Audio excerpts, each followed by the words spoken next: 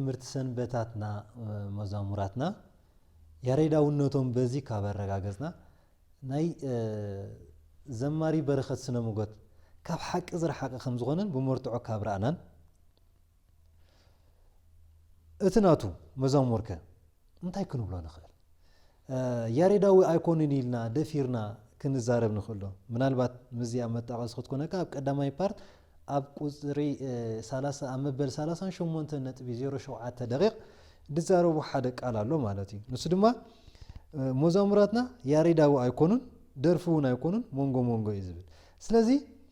ንሕና ቀዲምና በዚ ኣመጻጻዚ ክንገልጹ ከም ጸናሕና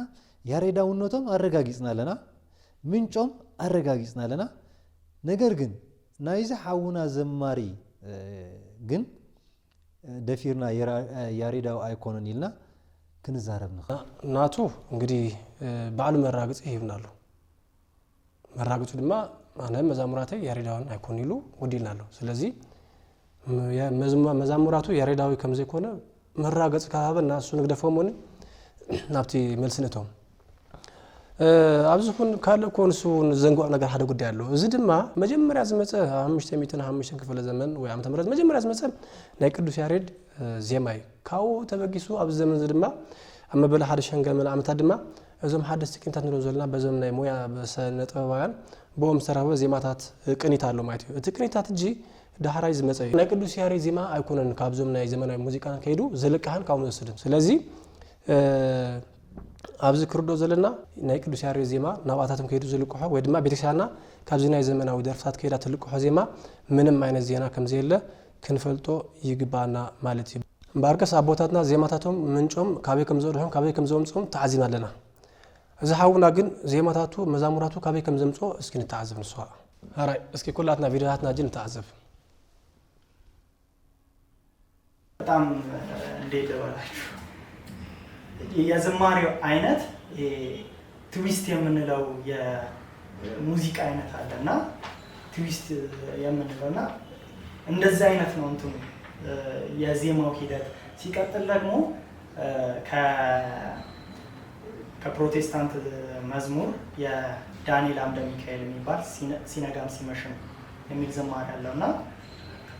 ሙሉ ለሙሉ አንድ ላይ ሲንክ አድርገን እናሰማችኋለን ሙሉ ለሙሉ ከሱ ጋር ይመሳሰላል ለምሳሌ እዚህ ጋር እናሰማችሁ በመጀመሪያ ይሄንን የፕሮቴስታንቱን ዝማሬ እንስማውና ከዛ በኋላ እንዴት አርጋው አከናብሮ እንዳመጡት እዛ ላይ ደግሞ እናያለን ይሄ ዳንኤል አምደ ሚካኤል ይባላል የመዝሙሩ ርዕስ ሲነጋም ሲመሽም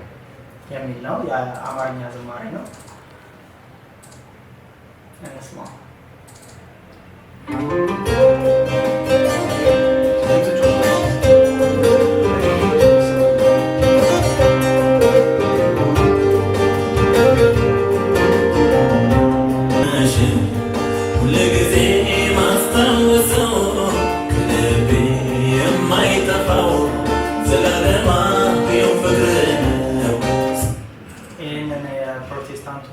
ዝማሬ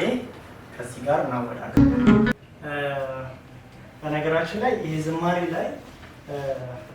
ያኛው ዝማሬ የተሰራበት የፕሮቴስታንት መዝሙር የተሰራበት ትዊስት በሚባለው የምት አይነት ነውና ይሄን በተመሳሳይ መልኩ በትዊስት የምት አይነት ነው እንግዲህ እኛ ያላውቅም ቤተክርስቲያናችን እንደዚህ አይነት ዝማሬ ያላት የላትም እስከማውቀው ድረስና ሃራይ እዚህ ናይ ሓውና መዝሙር ሰሜን ያለና እዚ ናይ ፕሮቴስታንት ዘማሪ ናይ መናፍቅ ዘማሪ ድማ ናይ ዘማሪ ዳንኤል መዝሙር ክልቲሩና ያለና እጂ ሓውና መዝሙራቱ ካበይ ዝመጽ ካበይ ዝብገስ ምስመን ይማሰልተልና ግልጽ እንግዲህ ኦዲየንስ ህዝብ ይፍረድ ማለት እዩ ስልት ዛምሮ ኮን አካይዱ አዛምሮቲ ኩሉት እዚ በዚህ ናይ ትዊስት አይነት ዜማ የምዝኸዱ ዘሎ ክልቲ ማለት እዩ ክልቲም ተማሰልቲ እጂ ሓደ እዚ ካብራና ሓደ ክፍልጦ ዝግባና ክልተ አይነት ነገር አለ ምንም ዘደናገር ነገር ይውልን እቲ ሓደ ያሬዳው ቤተክርስቲያናዊ ዜማ አሉ እናንተ ተቀመሉ ማለት እዩ በታደ ድማ ዓለማዊ ደርፊ ሙዚቃ ዜማ ተቀመሉ መስመር ድማ አሉ እዚ ሓውና ዝግና አቅድማ ቢሉ ከምዛረቦ መዛሙራተ ያሬዳዊን አይኮኑን ተዳይሉ በተዛዋሪ መዛሙራቱ በቃል እግዚአብሔር ዝተነድቆ ደርፍታት ማለት እዩ ስለዚህ እዚ ካብ ኮነ ደርፍ ድማ በመጽሐፍ ቅዱስ ደረጃ ክሬ ኮልና ሐዋርያው ቅዱስ ጳውሎስ ከምዝገለጾ ገላትያ 5:11 ንመንግስት ሰማያት ካብ ዘይወርሱ ሓደ ናይ ኃጢአት መንገድ ይሉ ገሊጽወሎ በተዛዋሪ በዝኔ ሐውና ገልጸ እንተዳ ከድና ሰብ ዘሚረይሉ ዘሚሩ አመስጊኑ መንግስት አምላክ ያወርስ ካይ ተረዶ በዝናቱ አፈልስፍና በዝናት ሐውና ገላልጻ ንእግዚአብሔር ዘይኮነስ አምልኮ ጣዖት እንዳፈጸምና መንግስት ሰማያት ዘይኮነስ ገሃነም ንወርደሉ መስመር ይከረና ጸንዩ እዚ ከቤተክርስቲያንና ስርዓትን ህግን ወጻ ዝሆነ አካይዳ መሆኑ በዚህ ክንፈልጦ ንግባ ማለት እዩ ጽቡቅ ሊቀ ዲያቆናት ሐውና በትክክል አብ ቀዳማይ ፓርት አመበል 37 ነጥቢ 52 ደቂቅ በትክክል እዚ ዘማሪ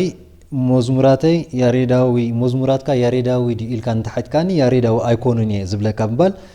ነቲ ሓታቲኡ መሊሱሉ ንረኽቦይና ኣብዚ ግን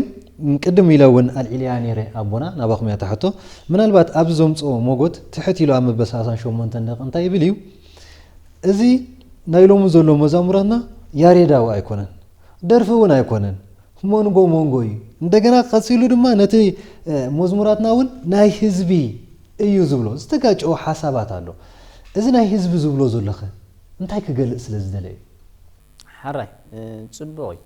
ምናልባት ዝሐውና ጌጋውን ይብሉን ጽቦው እንዲ ዘሎ ለሓንት ጌጋውን ክትረክበሉ ይትክልና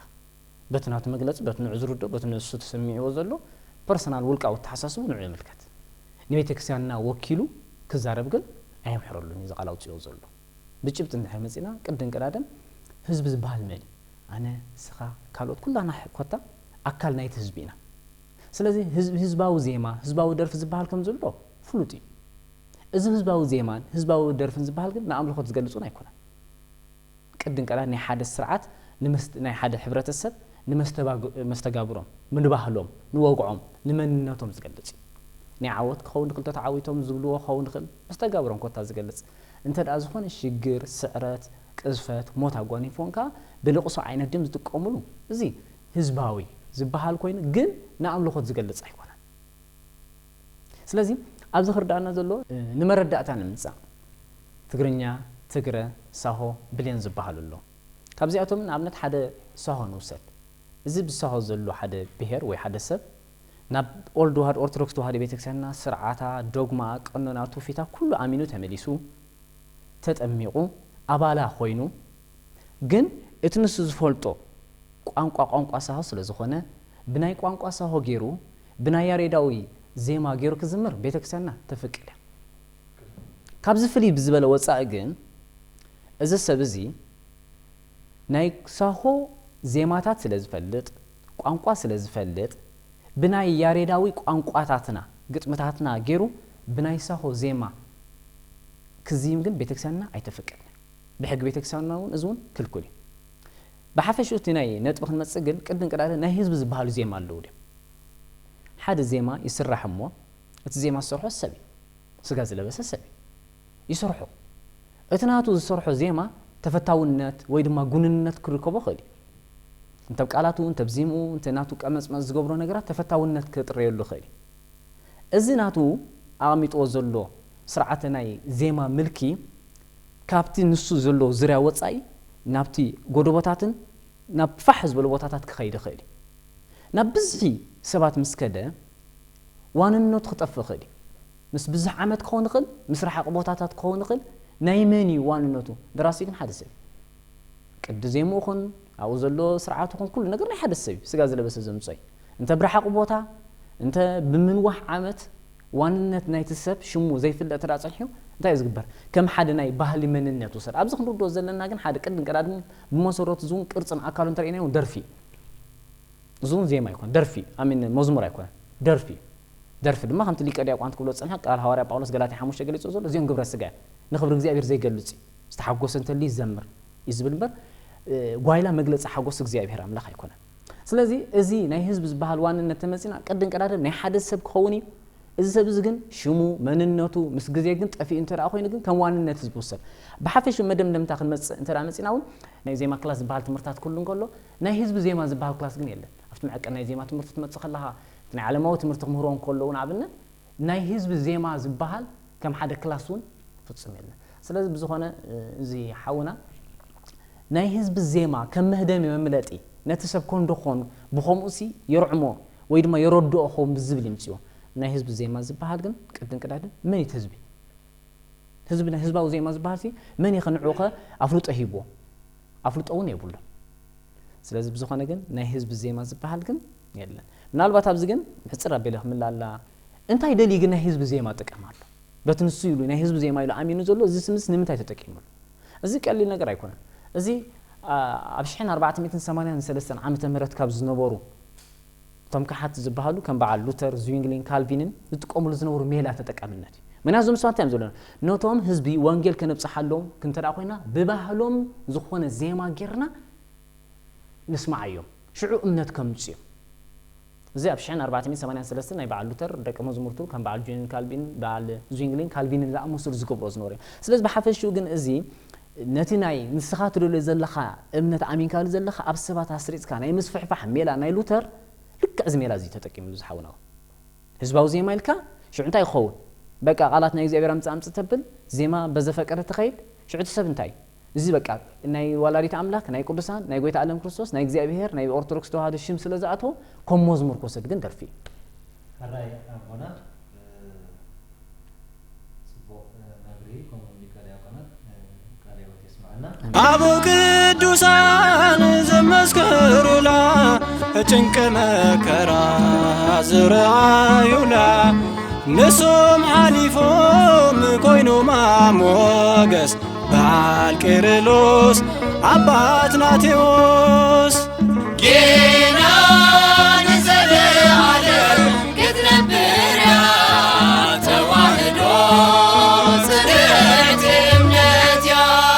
ኣፍደገት ሲኦል ኣይክልዋን መሰረታዩ ክቡር ስም እግዚአብሔር ስለዚ መስረታ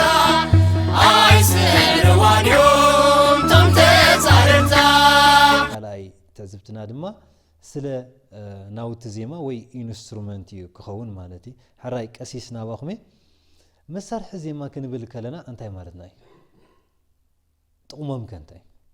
መሳርሒ ንዋያተ መዝሙር መሳርሒ ዜማ ዝበሃሉ እሳቶም እንታይ እዩ ጥቕሞም ቅድም ቀዳድም እሳቶም እውን ስርዓተ ኣምልኾና እንፍጽመሉ ምስ እግዚአብሔር ኣምላኽ ብመንገዲ ዜማ ኣብነቕርበሉ ኣካል ኣገልግሎትና እዮም ኣብ ቤተ ክርስቲያንና ኩሉ እትንነብሮ ህይወት ሪያሊቲ ዳምበር ድራማቲክ ኣይኮነን ኣብ ቤተ ክርስቲያንና ዘሎ ኩሉ ስርዓታት ትርጓሜን መግለፅን ዘለዎም ዳምበር ካብ ዝወፃእ ኣይኮነን ስለዚ ኣብ ውሽጢ ቤተ ክርስቲያንና ዘሎ ንጥቀመሎም ስርዓተ ዜማ እንጥቀመሎም ንዋያት ድማ እዚኦም ድማ ኣምላካውያን ትእዛዛት እዮም ምክንያቱ ኣምላካውያን ትእዛዝ ክንብል ከለና ንእግዚአብሔር ኣምላኽ ብመንገዲ ዜማ ጌርና ከነመስግን ከለና እቶም ንምስጋና መዝሙር ማዕረት ጎረሮና ብዜማ እንዚሞ ምሳና ድማ ፓራሌል ኮይኖም ዝኸዱ ንዋያተ መዝሙር እሳቶም ካብ እግዚአብሔር ተዋህቡና እዮም ዘፍጥረት ምዕራፍ 4 ተራሪና ንባዕሉ ናይ ባዕሉ ዮባል ማለት እዩ ከምኡ ሳኦል ክሓምም ከሎ በገና ክሃርመሉ ከሎ ንጉስ ዳዊት ብዙሕ ኣብ ውሽጥና ህይወት ኣብ ስጋዊ ህይወትን መንፈሳዊ ህይወትና እውን ብመንጽርቲ እግዚአብሔራዊ ተልእኮ ከሎ ምናልባት እቶም ንዋያተ መዝሙር ሕጂ ክንትንትኖም ግዜ እውን ዝምጥን ኣይኮነን ነፍሲ ወከፉ ሰፊሕ ምስጢር ስለ ዘሎ እዞም ንዋያተ መዝሙር ግን ብመሰረቲ መደምደምታ ሓደ ምዕራፍ ንሕዞም መዝሙር 150 ተገሊጽ ዘሎ ሰብሖ ለእግዚአብሔር በጽና ኃይሉ በኪሎ ሰብሖ ለእግዚአብሔር በቅዱሳኑ በጽና ኃይሉ በኪሎቱ በከማዘበ ቃለ ቀርሞ ሰንቆ እንዝራ በገና እንዳበሉ እቶም ንዋያተ ክንጥቀመሎም ዝግባአና በዓሉ እግዚአብሔር አምላክ ከም ልበይ ንዝበሎ ቅዱስ ዳዊት ገይሩ መልእኽቲ ሂብና ኣሎ ስለዚ ንመዝሙርና ዓጂቦም ነቲ ዜማታትና ሓልዮም ዝኸዱ እቶም ንዋያት ኩላቶም እግዚአብሔራዊ ስለዚ በሓፈሹ እዞም ንዋያት እዚኣቶም ስርዓተ ኣምልኮ ዝገልጹ ኮይኖም እዚ በቀዳማይ ደረጃ ንርኢ ምስጢራቶም ድንገት ሰፊሕ ስለ ዝኾነ ግን በኻልእ ኣጋጣሚ ነፍሲ ወከፎም ትርጓሚኦም ትንታኔኦም ክርአ ንኽእል ማለት እዩ በኻልኣይ ድማ እንታይ እዮም ጽባቐ ዝፈጥሩልና እዮም ጽባቐ ማለት ጣዕሚ ውሽጣዊ መንፈስና ዘረጋግኡ ቃል እግዚአብሔር ክትሰማዕ በዛ ጣዕሚ ያጠልል ኣይጥምተ ዜማ ዘሎ ድማ ጽባቐ ውሽጣዊ ጣዕምታት ፈጥርልካ ከም በዓል ንጉስ ሳኦል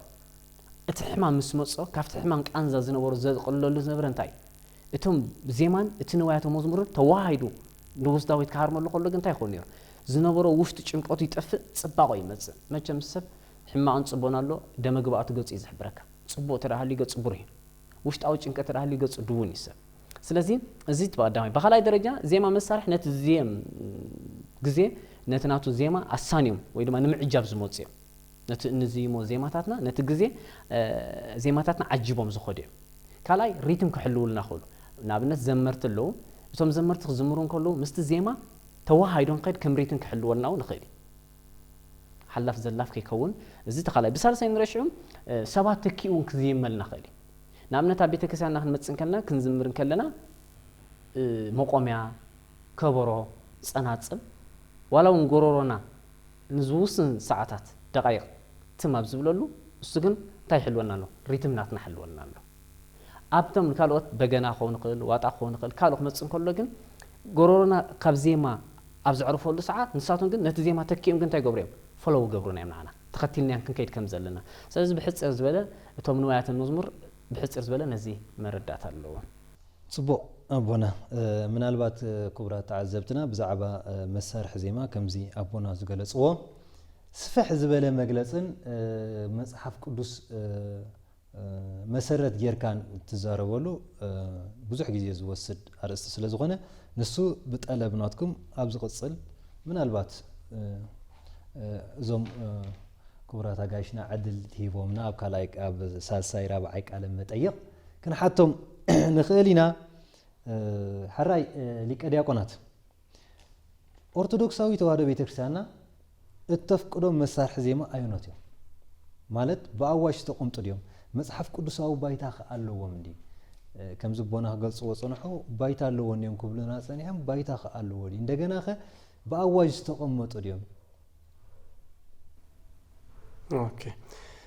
እሺ ዲያቆን ይፍራው ሀጅንታይ እቲ መዛሙራትና ስፔሻል ማጂ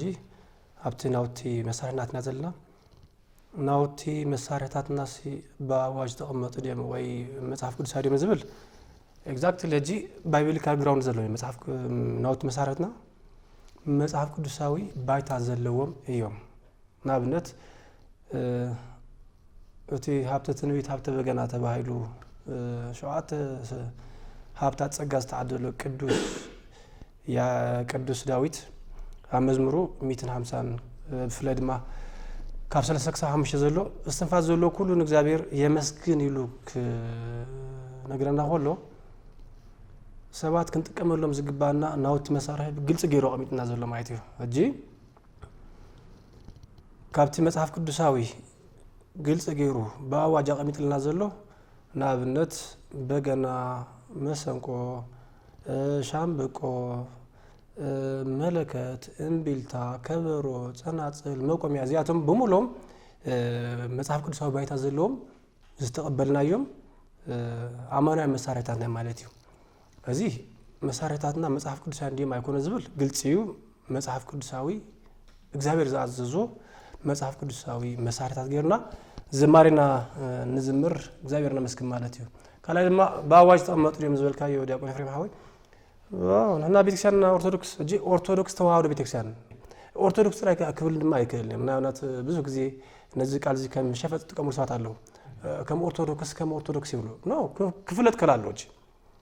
ነናን ዛሮል ዘልናጂ ንመኖኪልና ንኦርቶዶክስ ተዋህዶ ቤተክርስቲያን እንዳበለና ከይዝግባና ካብዙ ወጻይ ናብነት ኦርቶዶክስ ይልና ናይ ራሻ ኦርቶዶክስ አለው ምሳና በምን ነገር ዘይንራኸብ ናይ ግሪክ ኦርቶዶክስ አለው ምሳና በዶግማ ዘይንራኸብ በስራ ዘይንራኸብ ማለት እዩ ስለዚህ ክፍለ ከላለው እናንተ ተቀመጥሎም ኦርቶዶክስ ተዋህዶ ቤተክርስቲያን ተቀመጥሎም በመጽሐፍ ቅዱስ ደረጃ አዞም ዝበልናይ በአዋጅ ደረጃ ቤተክርስቲያን ተቀበሎም ድማ እዚህም ናብነት በና ኢትዮጵያ ኦርቶዶክስ ተዋህዶ ቤተክርስቲያን ቅዱስ ሲኖዶስ በአዋጅ መልከ አርሸንጫትን 86 ዘሰፈረ ተቀመጠ ህጊ ቤተክርስቲያንና ኦርቶዶክስ ተዋህዶ ቤተክርስቲያን ከተቀመጥሎም ዝግባውም መሳርሕታት ናውቲ መሳርሕታት ኢላ አቅምጨት ምዘላ እዚህም ማለት እዩ በገና መሰንቆ ሻምበቆ እምቢልታ መለከት እዞም ከበሮ ጸናጽል መቆም ያለው ነዚያቶም በቅዱስ ሲኖዶስ ደረጃ በዚያውም ክንጥቀማልና ኢላ ደምዲማት ወላ ማለት እዩ በሸንጫት መስዋዕት ከሙድባ በናይ ኤርትራ ኦርቶዶክስ ተዋህዶ ቤተክርስቲያን ከም አዋጅ በአዋጅ መልከ በህግ ሲኖዶስ ተደንገጉ ድማ አም 2014 ዓመተ ምህረት አቢሉ ዝወጽ ህግሎ እሱ ድማ ልክ ከምዚ ምክንያቱ ኤርትራ ኢትዮጵያ ኮልና በዶግማ በስርዓት በቆና ሐድክ ሳብ ዝሆንና ማለት እዩ 2014 ድማ በናይ ቅዱስ ሲኖዶስ ኤርትራ ቤተክርስቲያንና አዳያቶም ዘላ ወይ ድማ በአዋጅ አቀሚጣት ማስፈራቶም ዘላ መንፈሳዊ ናውቲ ዝማሬና ንጥቀመሉ መሳርታት እዚኦም ያትም ክልቲ ሓደ ዝሆን ዘሎ እዚ ማለት እዩ ስለዚህ ካብዚ ክንወጽእ አይግባናኒ በነገራችን ላይ ማለት ቤተክርስቲያንና ግና ነዚ ነገር እዚ በስርዓት ከተቀምጦ ሆላ ስቅል አይኮነትን ምክንያቱ እዞም መሳርት ያዚያቶም ስቅል ማይኮነን ከም አዋጅ ተቀምጠም ዘለው ዕላማ አለዎም ትርጉም አለዎም ቤተክርስቲያንና ካብቲ መሰረታዊ ነገር ገራ ዘቀምጠትሉ እዚያቶም በህግም ስርዓትን ክድንገግ ከለው መሰረታዊ ዓላማ እንታይ በዚ ናይ ዝማሬ መስረህ በዚ ናይ ናውቲ ዝማሬ ጌርና ክትጥቀም ኮለና ኦርቶዶክሳዊ መንፈስ እግዚአብሔር ዘለዎ ናውቲ መሳርሒ እግዚአብሔር ዝባርኮ መጽሐፍ ቅዱስ ዝገለጾ ቤተክርስቲያንና ተጥቀመሉ መንፈስ እግዚአብሔር ዝሓደሮ መሳርሒታት ስለዝኾነ ልብኻ መሲጡ ምስ እግዚአብሔር ዝራኽብን ናብ ጥልቅ ጎድና ዝወስድ ስለዝኾነ እዚ መሳርሒታት ክኸውን አላ ደንግጋቱላ ናብነት በዚ ቤተክርስቲያን ዘቀመጠቶ መጽሐፍ ቅዱስ ዝገለጹን መሳርሒታት በአዋጅ ተቀመጡልና በዚ ዝተፈወሱኮ ብዙሃት ነገሳት አለው ንጉስ ሳውል ብርኹሳ መናፍስት አጋነን ተታይዞ ክጭንቅን ከሐዝንን ኮሎ ንወዲ ሰይነ ዳዊት ስደድሎ እንዳበለ ዳዊት ብላቴና ዳዊት መጽዩ በገና ሐይዞ ከዝምሮሉ ኮሎ ርኹሳ መናፍስት ካብ ንሰውነቱ ይወጹን ሰላም ይረክም ከም ዝነበረ ይነገረና እጂ መንፈስ እግዚአብሔር ዘሎ መሳርሒታት ስለዝኾነ በአዋጅን በመጽሐፍ ቅዱስን ቤተክርስቲያንና ተቀቢላቶም አቂባቶም ድማ ከሳብ መጨረሻ ተኸይዳላ ማለት እዩ እዚ በቅዱስ ሲኖዶስ ተሰራ ስርዓት እዩ ካብዚ ስርዓት ዝወጻኢ ካብዞም መጽሐፍ ቅዱሳውን በአዋጅ ድማ በቅዱስ ሲኖዶስን በቤተክርስቲያን ኦርቶዶክስ ክርስቲያን ዝተቀመጠልና ናውቲ መሳርሒ መንፈሳዊ መዛሙራትና ካብዚ ወጻኢ ብኻል ምጥቃም ካብዚ ወጻኢ ካለ ዘመናዊ መሳርሒ አምጽኻ ተጠንቅካ መዛሙርካ መስራሕ ማለት ግን ቀዳማይ ነቲ ቤተክርስቲያን ዝቀመጠቶ ስርዓት መፍራስ ማለት እዩ ናይ ቅዱስ ሲኖዶስ ስርዓት ቀኑና እጂ ከም ቀኑና ያቲ ዘሎጂ ክትጥቀሙ ሁሉም በዚህርቱን ተጠቀሙ ተባይሉ ነርታ አውጂልና ቡና እንጥቀም ዝገበና ካብዚ ናይ ቤተክርስቲያን ስርዓት ወጻኢ ካለ ምናልባት እዝንደቅ ሰባት መስሐብ ልብ ሰባት ንምሳጢልካ ዘመናዊ ሙዚቃታት መሳርሒታት እንዳተኻ መዛሙር መስራህን ቦ ምጥቃምን እዚ ነትናይ ቤተክርስቲያንና ኦርቶዶክስ ተዋሕዶ ቤተክርስቲያን ስርዓት ምግሃስን መፍራስን እዩ ዝኾንና ማለት እዩ አራይ ሊቀ ዲያቆናት ነመስግን ኮ ጽቡቕ ብጣዕሚ መዛሙራትና እቲ መሳርሒ ዜማውን እንታይ ምዃኑ ሪኢና ኣለና ከምኡውን ኣብ መዝሙር ዘማራይ ዳዊት መዝሙር 33 ቁጽሪ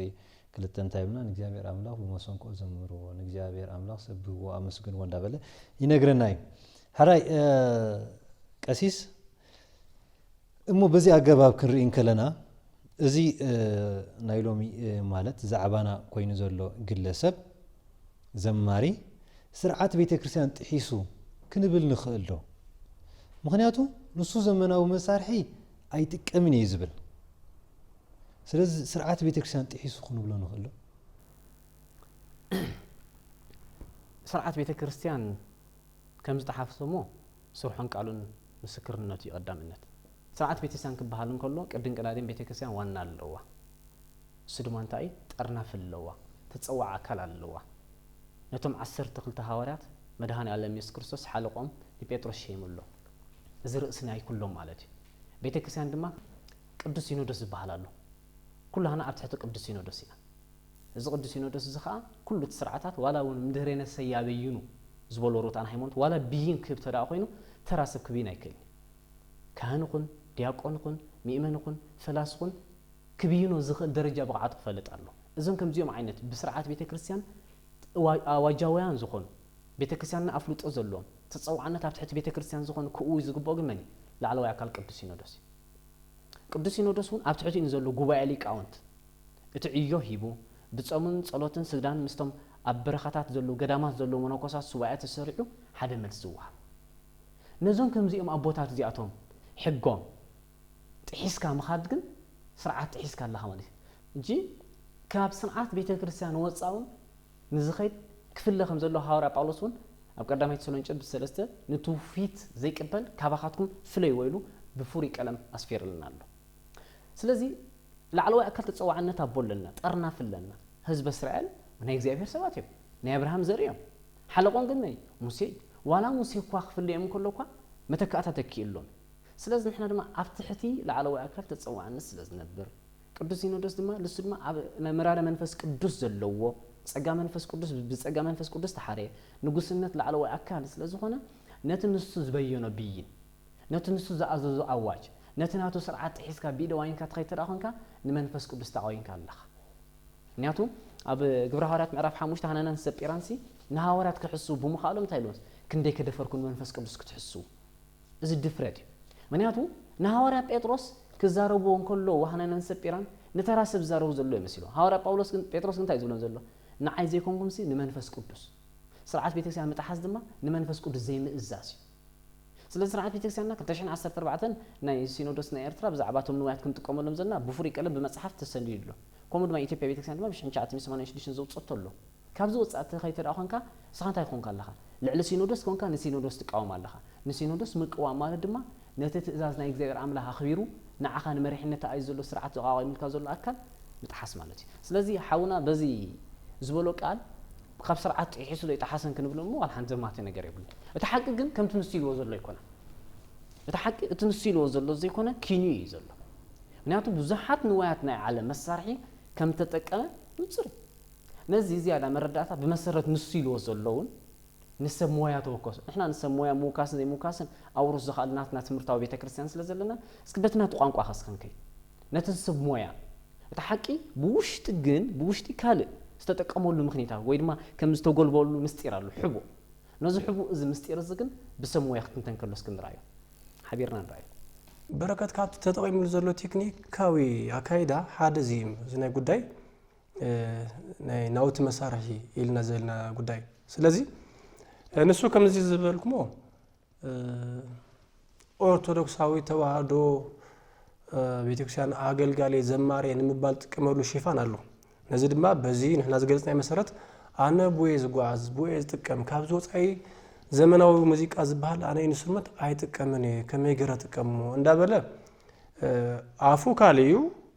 ህና ግና ውሽጡ ከምዚ ጻርናዩ ከምዚ በጻሕናዮን እንደገና በሰብ ሞያ በተዓውድት ዘለው ኣብቲ ሞያት ዘለው ሰባት ከድና ብዘራግጽናዮ መሰረት ፈጺሙ ዘይራኸብ ካብቲ ኦርቶዶክስ ተዋህዶ ቤተክርስቲያን ተጥቀመሉ ናውቲ መሳርሒ ወጻኢ ዘመናዊ መሳርሕታት ተጠቂምሉ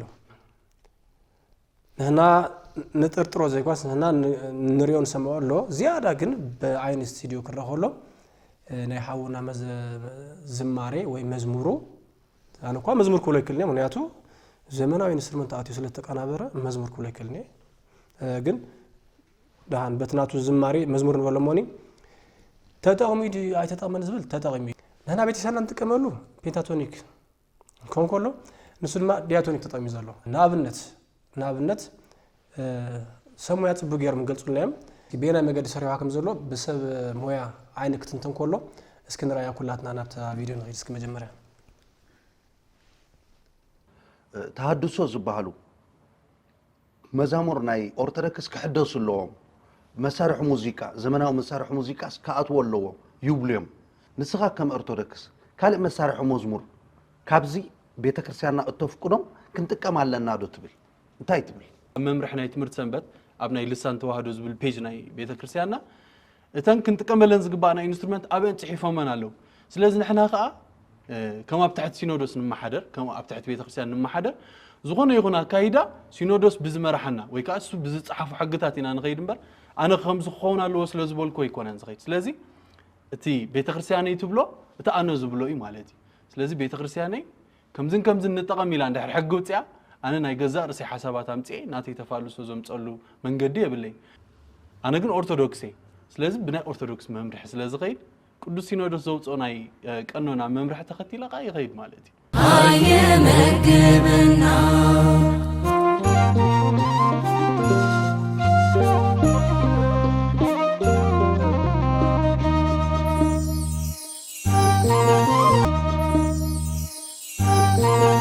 አሁን እዚህ መዝሙር ላይ በመሰረታዊነት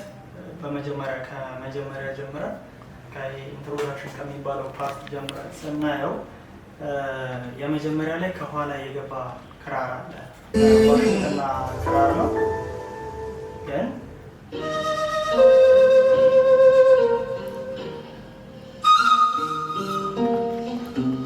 አሁን እዚህ ጋር የገባ ክራር አለ ከኋላ ላይ የገባ ክራር በመሰረቱ እኛ የምንጠቀማቸው የዜማ ስልቶች አሉ። እንደው በሙዚቃ ቋንቋ እንኳን ፔንታቶኒክ ስኬል ይባላል። ነገር ግን እዚህ መዝሙር ላይ ከጀርባው የተጠቀሙት የክራር ስልት ዲያቶኒክ ስኬል ነው።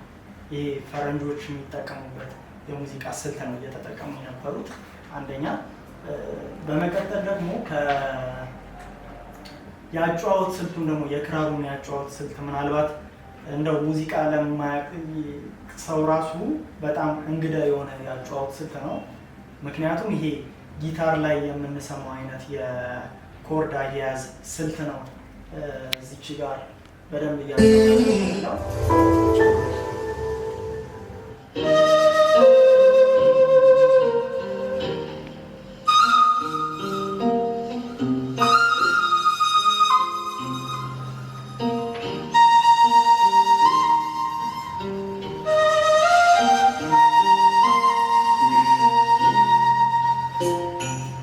አጨዋወቱ ልክ እንደ ጊታር ነው ማለት የክራሩ አጨዋወት የጊታር ያጨዋወት። አሁን ጊታር ላይ ኮርዶች ሲያዙ የተለያየ አይነት ያጨዋወት ስልት አላቸው እና እንደዚህ አይነት ያጨዋወት ስልት ነው እዚች ጋር የተጠቀሙት። ሲቀጥል ደግሞ በ27ኛው ሰከንድ ላይ 27ኛው ሰከንድ ላይ ልክ ሄደን ስናዳምጠው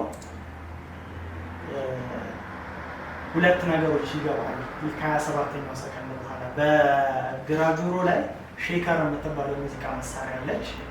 ላቲኖች የሚጠቀሙት የፐርከሽን ኪት አይነት ነው። በግራ ጆሮ ላይ እሷ መግባት ትጀምራለች። በቀኝ ጆሮ ላይ ደግሞ በጽናጽን ይሁን ወይም ታምቦሪን ኪት የሚባል አለ። ሌላ ታምቦሪን ኪት የሚባል አለ። ጽናጽንና ታምቦሪን ኪት ድምጻቸው በጣም ይመሳሰላል እና እሱን ይጠቀሙት። ጽናጽን ለማለት ያዳግታል፣ ታምቦሪን ኪትም ለማለት ያዳግታል። ግን በቀኝና በግራ ጆሮ እንደዛ አድርገው ነው ያስቀምጧቸው እና እዚህ ጋር 27ኛው ሰከንድ ላይ አስተውላችሁ ስሟቸው። ልክ 27ኛው ሰከንድ ሲጀመር መግባት ይጀምራል።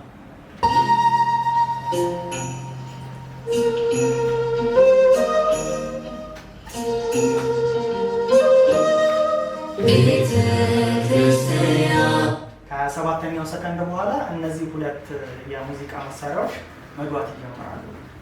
እነዚህ እንግዲህ በኦርቶዶክስ ቤተክርስቲያን በተለይ በኢትዮጵያ ኦርቶዶክስ ተዋሕዶ እና በኤርትራ ኦርቶዶክስ ተዋሕዶ ቤተክርስቲያን ላይ በፍጹም እንደማይፈቀዱ አውቃለሁ። ሌላው ደግሞ ከ1 ደቂቃ ከ50 ሰከንድ ላይ ስንሄድ 1 ደቂቃ ከ50 ሰከንድ ላይ ሄደን እናዳምጠው። የነበሩት በፊት የዘረዘርናቸው እንዳሉ እስከዚህ ድረስ ይቀጥላሉ እና 1 ደቂቃ ከ50 ሰከንድ ላይ ሄደን ስናዳምጥ አንድ ሌላ የሚገባ ተጨማሪ የሙዚቃ መሳሪያ አለ።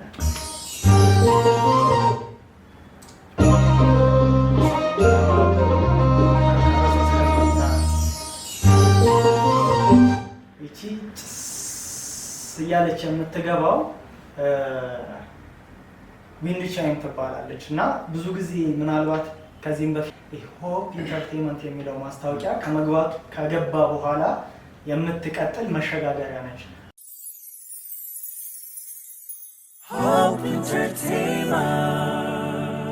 አብዛኛውን ጊዜ ለእነዚህ አኩስቲክ ለሆኑ ሙዚቃዎች ነው ይቺ የምታገለግለው ይቺ መሳሪያ እና እዚህ ጋር በመሰረታዊነት ያየናቸው እስካሁን ድረስ 3 መሳሪያዎች ነው።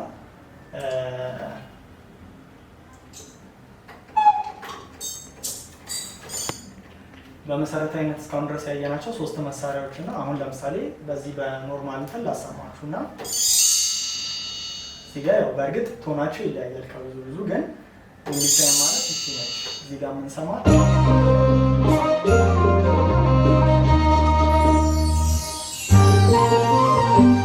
በኋላ እሷ ትገባለች ማለት ነው። ሌሎች እነ ሼከር ምናምን ከፊት ለፊት አሉ። አሁን ከዚህ በኋላ ደግሞ ሌላ አንድ የሚቀጥል መሳሪያ አለ፣ የሙዚቃ መሳሪያ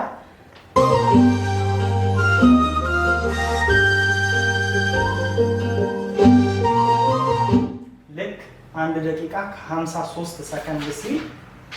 ቁርቋሮ ከበሮ ከቆረቆረ በኋላ ድምድምታው ከበሮ በሱ ፋንታ ያስገቡበት ሌላ አንድ የሙዚቃ መሳሪያ አለ። ኪክ ድራም ይባላል። አብዛኛውን ጊዜ ካያችሁ ምናልባት ድራመሮች ወይም እነዚህ ድራም ተጫዋቾች በእግራቸው ከስር የሚረግጡት አለ እያደረጉ የሚጫወቱት ከስር የሚረግጡት መሳሪያ አለ። መሳሪያው ይሄን ይመስላል ድምፁ።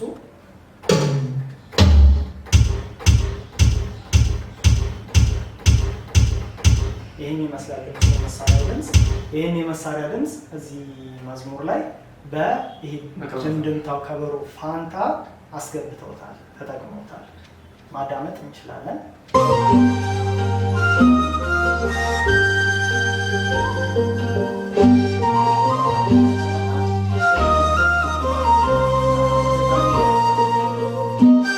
ከስር እየተጠቀሙት ያሉት ነገር ይህንን ነው እና ሌላው ደግሞ ግርፍ ክራርን በሁለት አይነት መንገድ እዚህ ላይ ተጠቅመውታል። አንደኛ በኮርድ በሚባለው የአመታት ስልት እና ያው ክራር ላይ ግርፍ ክራር አጫወቱ ላይ ለቀማ አለ፣ ኖርማል አመታቱ አለ፣ የግርፍ ክራር ዜማውን የሚመታ አለ። እንዲሁም ደግሞ ኮርድ የሚባል አለ፣ ሌላ ኮርዶችን የሚይዝ ማለት ነው። የዜማውን መሰረታዊ የሆኑ ነጥቦችን እየነካለን የሚያልፍ ግን ዜማችንን ሙልት የሚያደርግልን አይነት የድምፅ አይነት ነው ኮርድ ማለት እና ይህንን ኮርድና ለቀማ የሚባል ደግሞ ሌላ የክራር ያጫወት ስልት አለ። እሱንም እዚህ ዜማ ላይ ተጠቅመውታል፣ መስማት እንችላለን።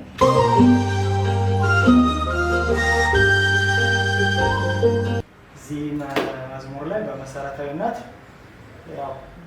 እንግዳ የሆኑ ነገሮችን ብዙ ከኢትዮጵያ ኦርቶዶክስ ተዋሕዶ ቤተክርስቲያን እንዲሁም ከኤርትራ ኦርቶዶክስ ተዋሕዶ ቤተክርስቲያን ሕግና ስርዓት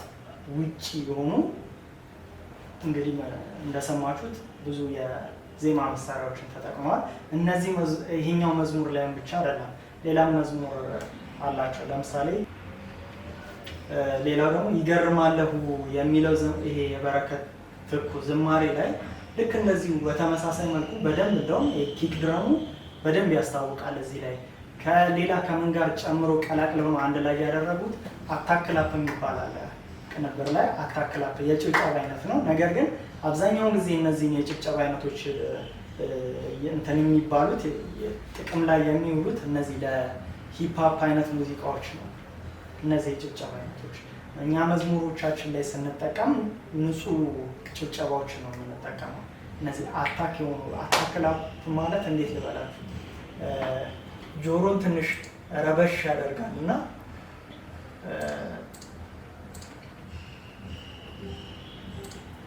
ለምሳሌ እንደዚህ አይነት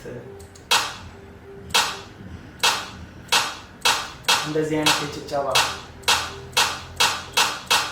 አይነቶች ናቸው አታክላፕ የሚባሉት እና እዚህ ላይ ከቤዝ ከኪክ ድራሙ ጋር አንድ ላይ ተደርበው ነው አታክላፕ እና ይሄ ኪክ ድራሙ እዚህኛው ዝማሬ ላይ የሚመጡት።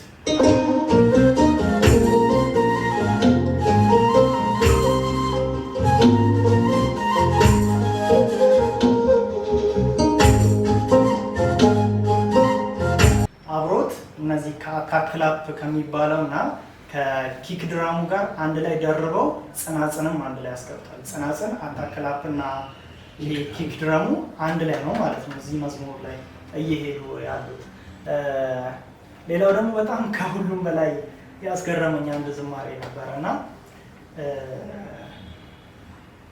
በጣም እንዴት ልበላችሁ የዝማሬው አይነት ትዊስት የምንለው የሙዚቃ አይነት አለ እና ትዊስት የምንለው እና እንደዚህ አይነት ነው እንትኑ የዜማው ሂደት። ሲቀጥል ደግሞ ከፕሮቴስታንት መዝሙር የዳንኤል አምደ ሚካኤል የሚባል ሲነጋም ሲመሽም የሚል ዝማሬ አለው እና ሙሉ ለሙሉ አንድ ላይ ሲንክ አድርገን እናሰማችኋለን። ሙሉ ለሙሉ ከእሱ ጋር ይመሳሰላል። በአማርኛ ዝማሬ ነው።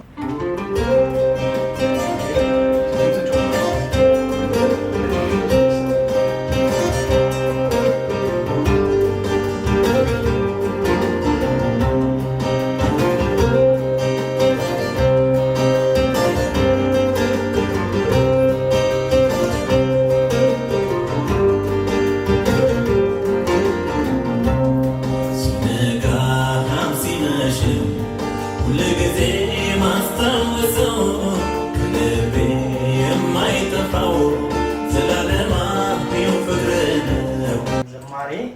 ደግሞ ይሄ ጥፉ ወዲ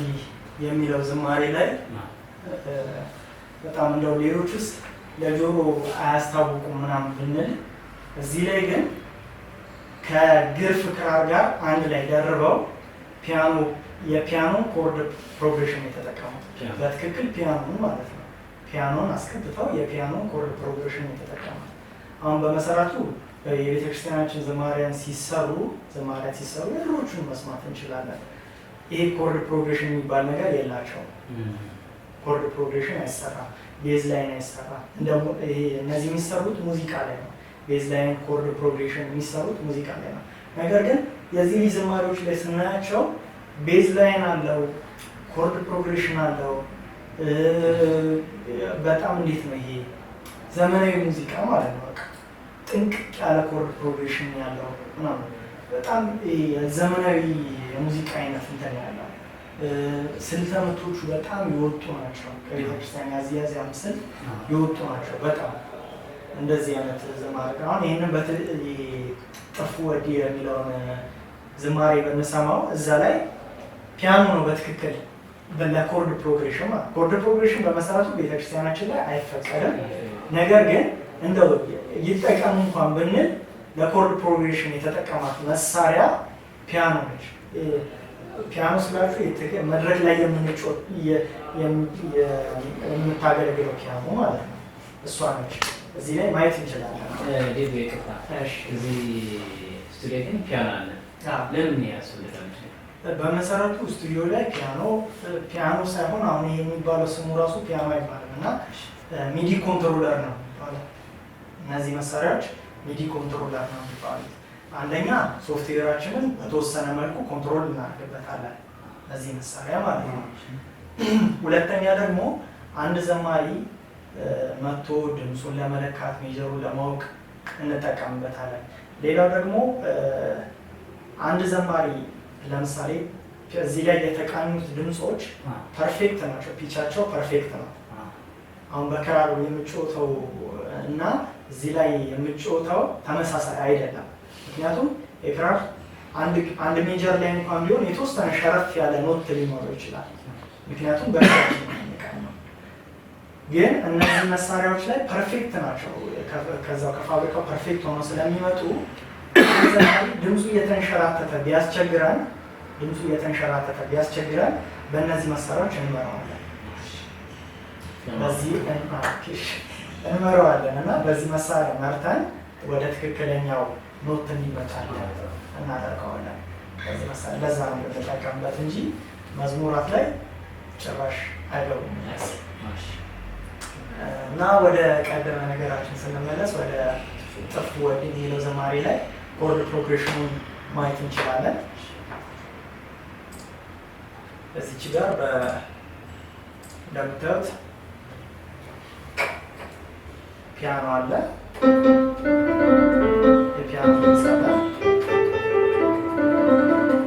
የፒያኖ ድምፅ አለ። ስለዚህ ይህንን የፒያኖ ድምፅ ከዚህ መዝሙር ጋር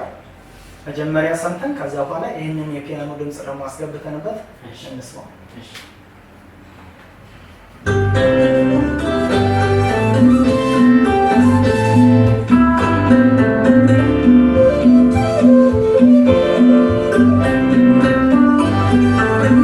እዚህ ላይ ከሰማችሁ የሚል ከክራር ጋር የተቀላቀለ የፒያኖ ድምፅ አለ። እስቲ ሰሙት ይወዳል።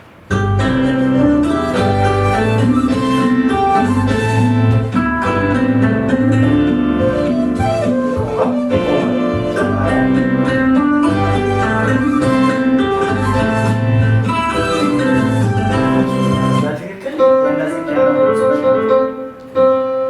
እና አሁን አንድ ላይ አድርገን እንስማው።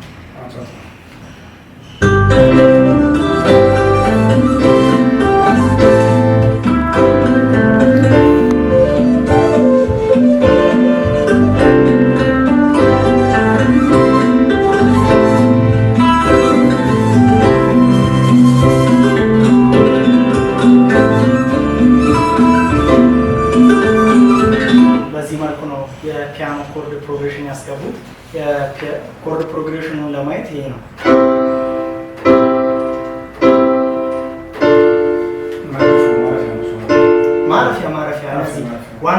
ኖት ኖት የሚባሉት ቦታ ላይ ነው እየሄደ የሚረግጠው።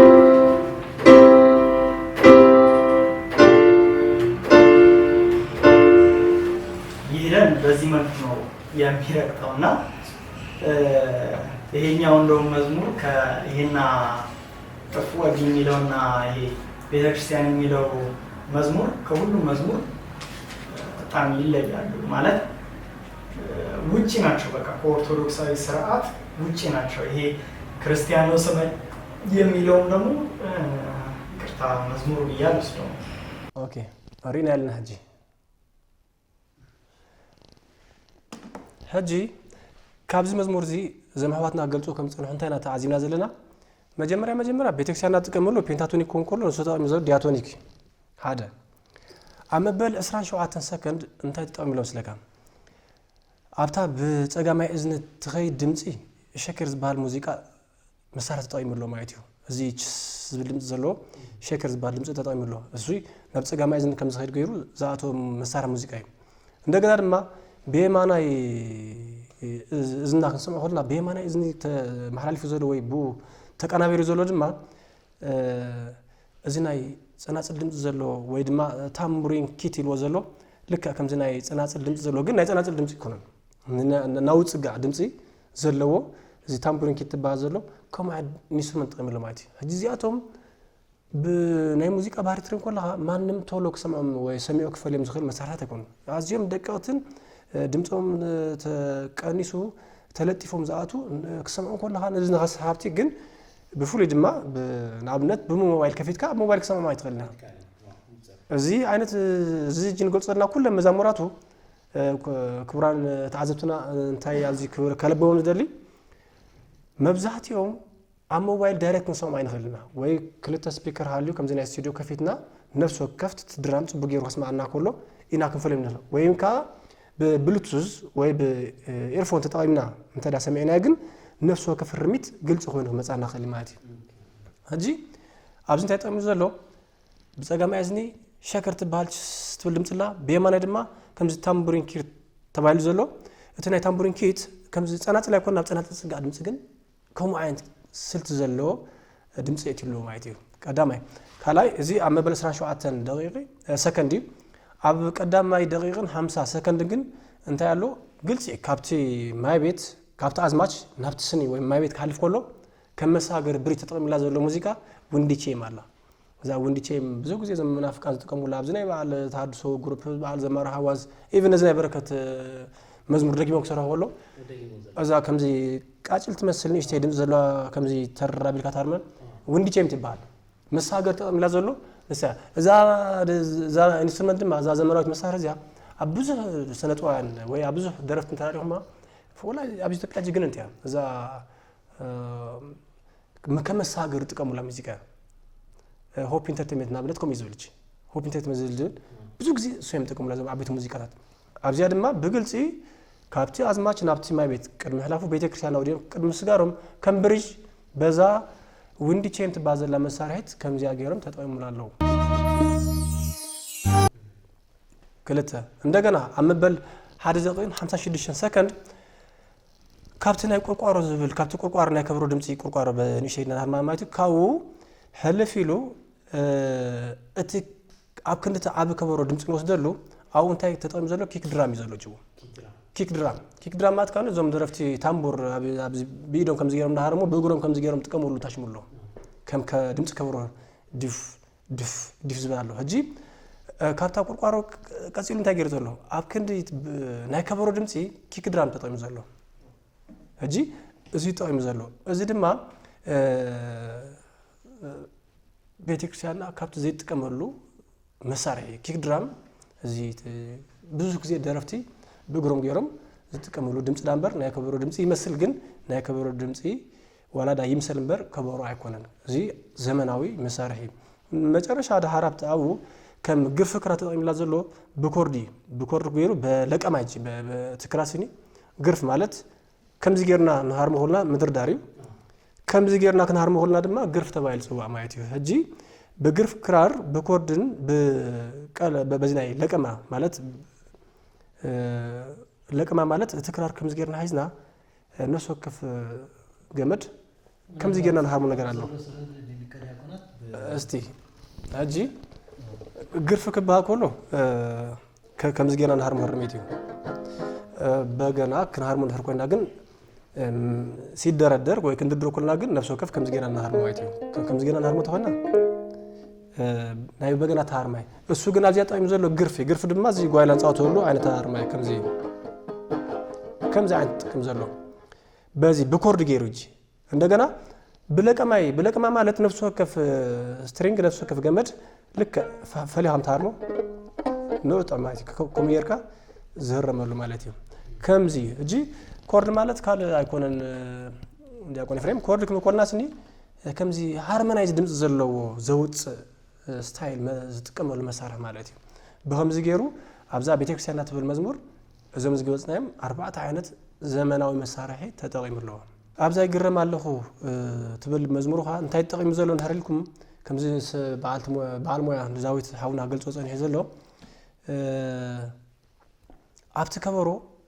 ፍጹም እቲ ኣብ ታሕቲ ዝርገጽ ኣብክንዲቲ ኣብ ክንዲ ከበሮ ሕጁ እንታይ ተጠቂሙ ዘሎ እዚ ትዛዕበየ ድምጺ ኪክ ድራም እዚ ምስታምቡር እናረም ካብ ታሕቲ ብግራት ረግጾ ዲም ዝብል ኪክ ድራም ተጠቂሙ ዘሎ ኪክ ድራም ድማኒ ከበሮ ወኪሉ ክመጽእ ቤተክርስቲያን አይትፈቅድን እያ ባብ ተጠቂሙ ዘሎ ኪክ ድራም ኣብ ክንታት ተጻቃይ ድማ አታክላፕ ኢሎሎጂ አታክላፕ ተባይሉ ዘሎጂ ኃይል ዘሎ ጨብጨባይ ንሱ ተጠቂሙ ዘሎ ቤተክርስቲያንና ዘሎ ጨብጨባ ኩላትና ንፈልጦ ስሮ ጨብጨባ ጣቃይት አሎ እሱ ግን ኣብ ክንዲ ጣቃይት ወሲዶም ዘሎ ካብቲ ሶፍትዌር እዚ አታክላፕ ዝባላሉ እሱ ወሲዱ ተጠቂሙሎም ዘሎ ማለት እዩ ስለዚ እንታይ ኣብዚ ኣብ ክንዲ ከበሮ ኪክ ድራም ጥቅም ተኮይኑ ኣብ ክንዲ ጣቃይት አታክላፕ ዝወስድራ ኮይኑ እዚኣቶም ካኒ ቤተክርስቲያንና ዘይተፈልጦምን ዘይተቀበሎምን ዘመናዊ መሳርሒታት ወሲዱ እዩ ዝጥቀመሉ ዘሎ ማለት እዩ ሕጂ ከም ሳልሳይት ድማ ኣብ ሳልሳይት መዝሙር ክርስቲያን ይስሜት ዝብል ካላ ኣብዚያ ድማ ክርስቲያኖ ይስሜልዋ ዘሎ እቲ ዝገርም ነገር ተጠቂሙሉ ዘሎ መጀመርያ እዚ መዝሙር እዚ ስታይሉ ምስ መንራውተልና ከም መጀመርያ ዝብልናዮ ምዝናይ ፕሮቴስታንት ዘማሪ ዳንኤል አንደ ሚካኤል ዝባል ዘብ ቀጥታ ካዊ ተቀዲሹ ክንብል ንኽእልና ማለት እዩ ካዊ ተጠቂሙሉ ዘሎ ስልተ ዜማ ትዊስት ዝባል ትዊስት ቢት ማለት እጂ ናይ ሙዚቃ አይነት ኮይኑ ትዊስት ቢት ማለት ካብቶም ተሪፎም ዘሎ ካብቶም ዘይገልጽና ብዙሕ ዓይነታት ናይ ሙዚቃ ስልቲ ወይ ናይ ሙዚቃ ቢት ዓይነታት ማለት እዩ ትዊስት እጂ ካብቶም መብዛሕትኦም እጂ ሂፕ ሆፕ ዋልዝ ጃዝ ሮክ ንብሎም ዘለና ካብ ከምዚ ዓይነት ናይ ሙዚቃ አይነት ኮይኖም እሱ ተጠቂሙሎም ዘሎ እጂ ካብዚያ ትዊስት ቢት ትባል ማለት እዩ በዚ ጥቅም ብዙ ግዜ ተሪናዮም እዞም ተሐድሶ ንብሎም ወይ ፕሮቴስታንት ንብሎም እዚም በዚ ጉዳይ እዚ ብዙ ግዜ መዛሙራቶም አው እንክሌዝ ዝብል እዚ ድማ ብዙ ግዜ ተሪናዮ ናምንታይ ዝናተልናዮም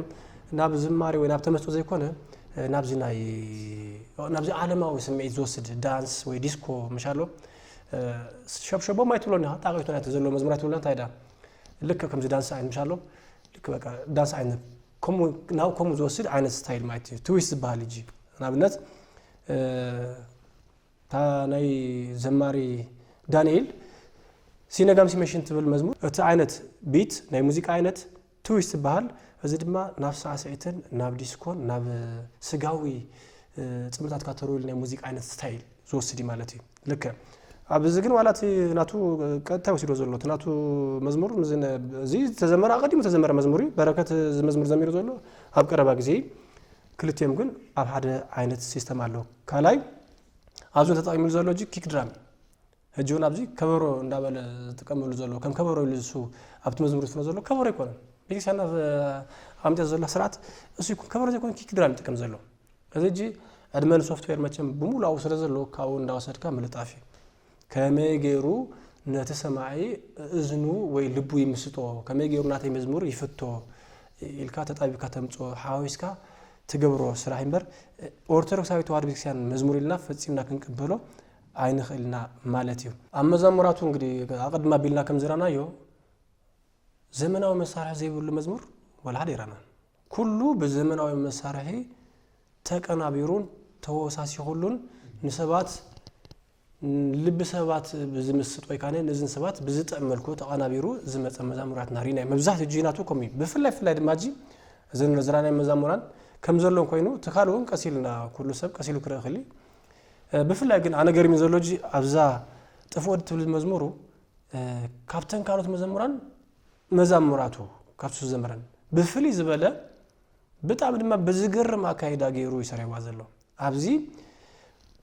በግልጽ ተጠቅሚ ዘሎጂ ፒያኖ ኮርድ ፕሮግሬሽን ተጠቅሚ ዘሎጂ ናይ ፒያኖ ኮርድ ፕሮግሬሽን ተጠቅሙ አሎ ቀዳማይ ካላይ በግርፍ ክራር ተጻዊቶ ዘሎ አጂ ግርፍ ክራር ተራይልናዮ ንጓይላን ንሳዕሰይተን ዳንኪራን ንጥቀመሉ አይነት አታራር ማደንበር መንፈሳዊ አታራር ማይልና አይንቀበልና ይስያና ዳዊት አስራውታር በዘለዎ በገና ይድርድራለሁ ይዝብልምበር በግርፊ ይጻወታለሁ አይበለን አጂ በግርፊ ይጻወቶ ዘሎት ይርሚት ካላይ ግን በፒያኖ ኮርድ ፕሮግሬሽን ጥቅም ዘሎ ማለት ነው አጂ እዚና ፒያኖ ኮርድ ፕሮግሬሽን ኩሉ አብቴን መጨረሻ ዞርዳ ወይ አብተን መርግፍ ዝናይተን መዛሙራቱ ዘለዋ አብተን ኖት አበን ዳውረድ ይጥቀመለን ዘሎ ማለት ልከ ባም ዘሎ አኮም ወሲድ ይጥቀመለን ዘሎ ማለት እዚ ድማ እንግዲህ ቤተክርስቲያንና ፒያኖ ኪቦርድ ጊታር ቤዝ ጊታር ሳክስፎን እዚ ኩሉ እዚ ዘመናዊ መሳሪያ ካብ ዝኾነ አይጥቀመሉና ምክንያቱ ውጽኢታቶም መጨረሻ ናብ መንፈስ እግዚአብሔር ናብ ተመስጦ ናብ እግዚአብሔር ዝወስድ ዘይኮነ እንዲያውም ጽቡቅ ገራ ተወግዞም ምክንያቱ ውጽኢታቶም ገውር ስለዝሆነ ግብረ ስጋ ጎዲሎ ዘሎ በዚህ ጋጣም እዚ ኣብ ኢትዮጵያ ብናይ ሙዚቃ ሞያ አብይ ተቀባልነትን አብይ ተአማነትን ዘለዎ ሐውና ሰርጸ ፍሬ ስባት ምናልባት በዝና ኤርትራ ሽንግሯል ይዝባል አብዛ አይዶል ይዝባል ኢትዮጵያ አይዶል ነው ሙዚቃ ዳኛ ናይቶም ተዋዘት ዳኛ ዝነበረ ሰብ ብዙ ጊዜ ብዛዕባ ዝተሓቲቱ ክምልስ ከሎ ኣብ መጽሐፉ ከም ዝገለጾ ነሱ በዘመናዊ መሳሪያ ጌርካ መንፈሳዊ መዝሙራት መስራሕ ይካአል አይካልም ሳተትዎ ቀጥታ እንታይሎም በዘመናዊ መሳሪያ ጌርካ መዝሙር ማለት መጨረሻ ውጽኢቱ ሓደገኛነት ይዘሰብ ምክንያቱ እዚ ዘመናዊ መሳሪያ ካብ መንፈሳዊ ናብ ዓለማዊ ስሜታት አምጪው ናብ ኃጢአት ወሲዱ ካብ ፍቅር እግዚአብሔር ስለዝፈልየና ንመንፈሳዊ መሳሪያ ክንጥቀመሎ ፈጽምና አይግባን ክልኩል ይሉ ደምዲሞለ ማለት እዩ ሓደዚ ተመራገጽና በትካል ወገን ድማ ቤተክርስቲያንና ከም ዘራገጹት ድማ በአዋጅ በቅዱስ ሲኖዶስ ዝተቀመጠልና ሕግ ድማ እዞም ዘመናዊ መሳሪያታት በሙሉም ኤክስክሉዲም አይተውን ጣም ዜማ ከሎም ሆሊ ከም በአል ፒያኖ ኪቦርድ ጊታር ሳክስፎን ጣም ዜማ ከሎ ሆሊ ጣም ዜማ ስለዘለዎም ድሕሮም ስለመጹ አይጻፈሎም በርካቱሎም ዝብል የለን እንታ ዝሆን ነሩ ቀኑናይ መተማሐሸ ሲኖዶስን አይተጠቅሙሉ ማአወጅና የለን መጽሐፍ ቅዱስን አያወጀን ከበዚህ ሁሉ መወሰንታት ናይ ዝሐውና መዛምራቱ እዝራናዮ በዘይ ዘመናዊ መሳሪያ ተጠቅመሉ ስራሕ ምንም የለም እጂ ናብቲ ደምረም ተመጽ ሆለና ሓደ ጊዜ እኮ ፈሪሃ እግዚአብሔር ኩለና አለው ማንንም በዚህ ሞት ከም ተቀድምና ዘውና ቴክኒክ ናቱ እጂ ማንንም በዚህ ሞያዚ አትዩ ክምርምረንን ክፈልጦን ዝኽል አቅም ዘሎ ሰብ አይክሉኒ ዝብል ግምት ስለዝነበረ እጂ አፉ መሊው አነ ኣብ መዛሙራተይ ዘመናዊ መሳሪያ ዝባል አይተጠቅምኩን ይሉ ደምዲሞ ዘሎ በሰሞያን በዚህና ዘራናየን በጭብጥን በማስረጃን ድማ ከም ተጠመ ግልጽ ገርናልኩም አለና እጂ ማን ይዘህሱ ዘሎጂ በዚህና ተጋገዘላ ወይስ ዘማር በረኩት ዝጋገዘሎ ዲ መጽሐፍ ቅዱስ ኮ ካብቶም አሰተ ዛት ኮ ዘጻት 10 ከ16 ጀመራ ተንቢብናዮ እንዲያው አይተ መንዝራት ስራውናለ ኮ 16 ወጽሐ ኮ ለኮ ዘጻት ምዕራፍ 10 ቁጥር 16 አይታሐስብል ንመን ምድንጋሪዩ አመዘሙራተይ ዘመናዊ መሳሪያ ዝባል ፈጺም አይጥቀምኒ ይሉ ተጻሪብሎ ከምሰጠማ ድማ በግልጽ አምጪናይ ማለና እጂ ንመን ምድንጋሪዩ ወይ ሳብተናይ ቅዱስ ሲኖዶስ አዋጅ ዘሎ አው ነትሕግን ምጣሐሲዩ ስለዚህ ሃራ ጊዜ ፈሪሃ እግዚአብሔር ክብሉና ካሎ ካብ ሰብ ክንክወል ንኽልና ካብ እግዚአብሔር ግን ክንክወል ስለዚህ ክል አይተጠውንኩን ማለት አብዚ መጽሐፍ በግልጽ እጂ ሐቅ ተሆይን ሐቅ በልዙ ሐሰት ተሆይን ሐሰት ይዙ ስለዚህ በረከት አብዚ ሕስሎ ቀጥታ ይሕስሎ ምክንያቱ ዘመናዊ መሳሪያ አብዘም መዛሙራዚያን ተጠቅምሎ ናብነት ነው ንምድምዳም ዝአክል ኣብ ክንድ ከበሩ ኪክ ድራም ጥቅም ነይሩ እንደገና ኣብ ክንድ ጣቂት አታክላፕ ጥቅም ነይሩ እንደገና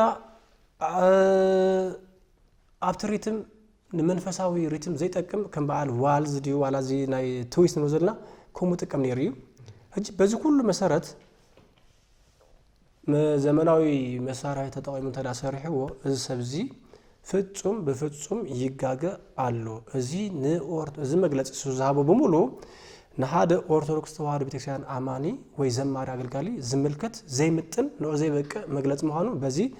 ግልጽ ክንገብሮ ይግባና ስለዚህ ንሱ አብትናቱ ኢንተርቪው በሙሉ ክንተቀመለው ዝግባ ያሬዳው ዜማዴም አይኮን ህዝብ ዙር ገልጽ ማለት ነና ድማ ቤተክርስቲያን ኦርቶዶክስ ተዋህዶ ቤተክርስቲያን ወኪልና ክንተቀመለው ዝግባና መሰረታት በህግ ቤተክርስቲያን አሚጥና ለና ክንከረም ዝግባና ቅኒታት ሁሉ ሪና ያለና መኒ ዘመናዊ ሙዚቃ ተጠቅሞ ስራ ዘሎ መኒ በመጽሐፍ ቅዱሳን በናይ ህግ ቤተክርስቲያን ዘይ ዘሎ ያሬዳው ዜማ ዝክተል ዘሎ መኒው ናብትርስና መለስ ዘይክተል ዘሎ መኒው ህዝቢ ነዚ ኩሉ በሰሙያ ዝተደገፈ ኩሉ ናት ዝማሪታት ሰሚዑ ጃጅ ገበር ክፈርድ ይግቦ ካብ ዝወጻይ ግን እንዲያው ጭብጢ ካይራዳ ካይሰማና ግን መፍራድ ግን ተዝግባ አይኮነን ካለ በዛ ሐሳብ ዝድማ ነዝናትና ሐሳባት ከባራተ ወይ ካብ ዝሃሽ ጭብጥ ለነዝብል ሰብ ዓለማት መጽኡ ድማ ኩስሆሉ መሰል እዩ ለና ከም ቤተክርስቲያን ኦርቶዶክስ ተዋህዶ ቤተክርስቲያን አመንት መሰረት ከመጅስ ከበዙሪያ ከመልሱ ዝሁል ሰባት እንተለውላ ሶላይርና ማንም ግን አብዝ መጽኡ መልስ ከብዝ ዝኽል ሰብ አይራና ካብዚ ያለው ግን ተሲና እንመልሳልና ሞኒ እዚት በገሲና መጀመሪያ እንዳበላ ድማ በኻለ ጊዜ ድማ በሰፋ ዘብለ መገደክ መጽኦ ተስፋ ገበር በሐፈሻ ግን ላሞን ታይቴልና ካፕቶም ቴክኒካት እጂ ዳቁን ፍሬም አሰውለሉ ካፕቶም ቴክኒካት ተቀመሉ ነው ረዘ በውጭ ዘመናዊ ኢንስትሩመንት እንዳጠቀመ በዝናሃ ክትፈልም ዘይት ኸል ነገር ግን በአይነት ሰሙያ ክረው ሆሎ ግልጽ ሆነም ዝራናዮም ንምንታይ ተቀመሉ እንትላይልና ብዙ ጊዜ እዝን ደቅ ሰባትን ልብ ሰባትን ንምቁጽጻር ንምሐዝ ሀጂ ዋላት ወለድና ነው ከመዛህት ጊዜ ኮቦና እዚ ትውልድ ዝኮ ካብ መንፈሳዊ መዝሙር ሰምኮ ናብ ደርፍ ገጹ ዝኸደም መዝሙር ተባይሉ ዝስራ ዜማ ከሰምዕ ደስሉ ምክንያቱ ኩሉ አብ ክለብ አብ ደርፊ አብ ዳንኪራ እዚ ዓለማው ደርፊ መቀረት ምን ስለዚህ ይወጣሉ ናብቲ ደርፍ ጽጋ መዝሙር ተላመጽዩ ቶሎ ናይ መርአዩ ቪውርስ ናይ ምብዛሃን ብዙ ተኸተል ናይ ምርካም አብ ተኸለሎ በመንፈሳዊ መሳሪታት ተጸሚዱ ዝመጽ ዜማ ግን ሰብ አቅል ወይ ነው ዝድማ ይገርመናኒ ቅዳሴ ዝፈቱ ሰብ ደበዛ ደፍተልኩም ናብ ዘሰመዚ ደርፍ ዝፈቱ ዘዳንስ በዛ እዚ በትገፈህ ጎድና ከሆዱ ዝደልዩ ሰባት ማሊያ ብሎም ብዙሃትም ትግመገድ ግልጽ ይገፊ በተጸባዙ ድማ ፈዳትም እዚ ጅንና እዚ ወሰዱ እዚ ወሰደ ነብልና እጂ ሲራካ ሰታሙሽ አቅረብ ሁለከ ሳተውማይ እጂ ዳይዴ ካብዘ ፈቀር ከይሉ ዘሎ እጂንና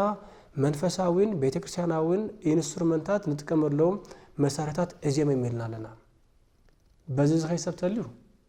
አግበሲያን ተኸትሉ ከይደኸል ካብ ዝወጻይ ድማ አነን መዛሙራተይ ጣዕሚ መታን ክሎም ተፈታውነት ነኸረቡ በሰባት መታን ክፍቶለ ድማ እንታይ ጸገማሉ ዘመናዊ መሳሪያ አመንጎ እንዳተኹ ከቃናብሬ እንደርልማ መሰል ነናን ፈርደልና ነገር ግን ቤተክርስቲያን ላይ ተድግፎ ከምዚ አይነት እዩ እትድግፎ ድማ ከም ዝበልናዩ በዚ ተአሚና ከይድ ይግባና ህራይ እዚ ዘማሪ አፍቲ አዘራርቡ እንታይ ይብል እዩ ካብ አፓርቱ ካብ እስራ ካሊ ጀሚር ካን ታሕት ዘሎ እዩ እዚ ዛረቡ ማለት እዩ አመበል 24 እውን እንታይ ይብል ንሕና ነዚ ነገር እዚ ክንሰርሕ ከለና ማንም ሰብ ዝመሃረና የለን ማንም ኮፊሉ ዝመሃረና የለን ማንም ዘርአየና የለን ምስተን ምስሓውና ተኽላብ ዝወሰድና ኮርስ ተዘይኮይንን ምስ ማንም ዘርአየና ነገር የለን ኢሉ ይዛረብ እዩ ቀፂሉውን ካብ ዓቅሚ ምሕፃር እንተዘይኮይኑ ኮኔልካ ኣብ ናይ ቤተ ክርስቲያን ስራሕ ዘመናዊ ሙዚቃ ስራሕ ንምእታው ዝተኸደ ኪደት ወይ ኣተሓሳስባ የለን ኢሉ ኣፍቲ ዝሃቦ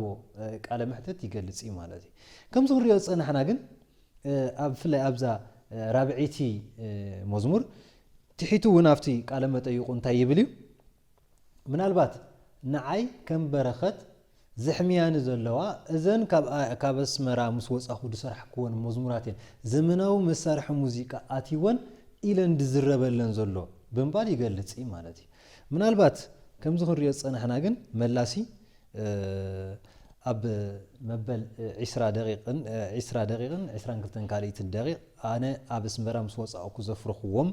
መዛሙርዮም ዘመናዊ መሳርሒ ሙዚቃ ኣትይዎም ኢሉ ዝተዛረቦ ነገር ኣሎ ከምዚ ዝረኣናዮ ግን ዛጥፍእ ወዲ ትብል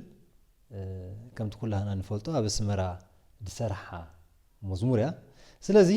እዛ መዝሙር እዚኣ ከም ዝረኣናያ ከዓኒ ናይ ፒያኖ ኮርድ ፕሮግሬሽን ተጠቂሙ እዩ سريحلا زلو مالتي سلازي إذا سبزي كبسمرا جميريو أما زمراتو زمناو مسارح موسيقى يتكأم نيرو كنبل نخلو سلام እግዚአብሔር አምላክ ቅድስትን ውድስትን አደብርሃን ቅዱሳን ምስኩላህና ይሁን አመላ ዓለም እንርከብ ስድራ ቅዱሳን ደቀ ሐንት እምነት ወልድዋ ፉሊ መንፈሳዊ አገልግሎት ከአብኔስታሊ ኦርቶዶክስ ተዋህዶ ዩቲዩብ ቻናል ናአኩ አህጉራትን ሀገራትን ተርከቡ ደቂ ወልድዋ ሐንት እምነት ቅድምስ ኢልኻን ቅድምስ ኢሊ ቅድስት ወላዲት ካን ተንበርኪኸ እሰግድ ለመናይን ጸሎቴን ይዕርግ ብጸሎት ቅዱሳንካ ናባኻ ብልማኑ ይምሕጸን ቅዱሳና ሰዓላትና አካል ስርዓት ጸሎትና ነው አብ ገዛና አብ ክፍል ጸሎት ቤትናን ካልን እንጥቀመሎም ቅዱሳና ሰዓት ለእምነትና ዝውክሉ በቅድስት ተዋህዶ እምነትና ቅቡላት ዲዮም زبزحو أب عداقا زلو أسألات أفلطو بيت كريستيان زي بلوم لإمنتنا زي وكلو مستيروم زفالو سيروم سلازي نيستالي أورتروكس تواهدو يوتيوب channel نأتوز اللي منفساو أقول قلوتات زخونو منفساو تمرتات مزامور سنوت صحفات منفساو فيلم ملس محتطاتكم كالن توسخي قون تتأتاتوم زلا حدش تأقل قلوت حجون توسخي منفساو أقول قلوت زخونه كابه نتص زخوين مسترا سرعات بيت كريستياننا زكاتوتن زحلون قدوسانا سأل بزدلوهم معطنن بزدلوهم عينة وراءتن كم glossy, semi-glossy, photo paper, sticker, indoor and outdoor paper, hardcover, transparency. باستفلالو عينة بلاستيك كمون أمالاتات أساتات استفلالو عينة كوبايات مفاتح ساعات نايد ساعات نايمندق ساعات نايمندق فريم نايزدلوهم قدوسانا سأل تدالو نابزدلوهم هاجرون تلخ معاسس التراث نايتي أبستفالي حتمت زعزتكمنا قدوسانا سأل أفلطو نمبرح تاريخهم مسمبريهم بنتسا بصحف تحاتيمو يوهبو أبنيستال أورتروكس تواهدو يوتيوب channel كالب توسخي أقول قلوتون أبلو بسرعات بيت كريستيان نسرعات امنت تواهدو بيت كريستياننا نمحلاون نمعقب بسرعات بيت كريستياننا كفولات بقدس سينودوس أورتروكس تواهدو بيت كريستيان أفلطو زلوهم أورتروكسيان مصحفتي بقانقاتات قيس تقرنيا أمحرنيا مسحات مجلسيوم نابزدلوهم مهاجر نلخ نوعات قدساتنا أكل أقول قلوتنا بعينتن بقحتن استفلالوي الباسات موتايد ناقول قلوت زدليو نوعاتن بعينتن عقن استفلاليو كم من الصلاتات مسنا يزمرت كما قدسان أبيات كريستيان سئل زلوهم نصلاتات نمزمران زقلقل الباسات ريفان قومت مساقل ناي كداسي ناي مندق ناي كساد أبيز تحازو توسخي كبرو صناصل أغوور دباب صوا مهدفات صلالات صنها صريات طواف عطان استفلاليو بيت كريستيان نافلط زلوم مصحفت تصلو بزمراتكمون حبرن عينتن كاباتاتن مطنطمياتاتن كالن نابزدلكم مهاجر نلخ نيستال أورتروكس تواهدو حجون توسخي أقلقلوت አለዋ نستفلاليو محبراو قدات زقلقلو وراءات عدنا بزدلوهم عينتن عقنن بانرات نايزدلوهم أسائل أبتاساتات مالياتات مترأس وبيع باج كالن زيت قلصو تزازات أقلقلوت نهم مخانا نقلص زيادة نخترقونا نختزوزنان سفي حبريتا نموسادن بقصة تليفون إيمو واتساب تيليجرام